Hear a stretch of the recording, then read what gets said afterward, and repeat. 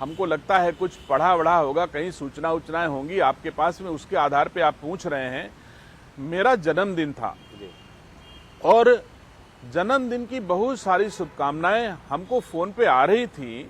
मुझे उनके बदले धन्यवाद लिखना होता है सब कोई, तो मैं एक सीट पर बैठ करके, जो एग्जिट रो होती है उसकी सी सीट पर मैं बैठा था और उसके बगल वाली 3 सीटें खाली थी और बी सीट पर एक पेशेंट बैठा था जो पूरा बेल्ट लगाया था पूरे पेट पे और वो हाँफ रहा था।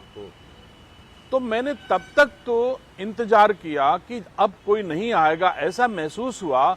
तो मैंने उसके कंधे पे हाथ रखा कि भैया मैं उस पे चला जाता हूँ, खाली है और आप पूरे पर आराम से बैठ जाइए। तो वो पूरे पर बैठ गया खाली होकर के और मैं बगल की सीट पे चला गया और फिर मैं अपने फोन पे बधाई देने में व्यस्त हो गया। इतने में एक आवाज आती है, तुम मेरी सीट नहीं ले सकते हो।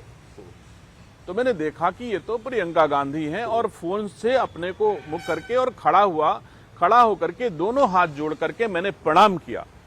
जेपीएस राठौर जी हमारे साथ मंत्री हैं, वो भी उसी मेरे साथ ही ट्रेवल कर रहे थे सेम जहाज पे, वो साक्षी हैं। अब आग बबूला हो गई। मैं अपनी बात मैंने कहा कि मैं उस पेशेंट को लेकर के इधर बैठ गया था, मुझे पता नहीं था ये आपकी सीट है, अब मैं अपनी सीट पे चला जाता हूं। तो फिर उन्होंने दोहराया, तुम्हारी हैसियत नहीं मेरी सीट ले सकते हो। तो मैंने कहा मैं तुम्हारी सीट लेके रहूंगा, आप चिंता मत करिए।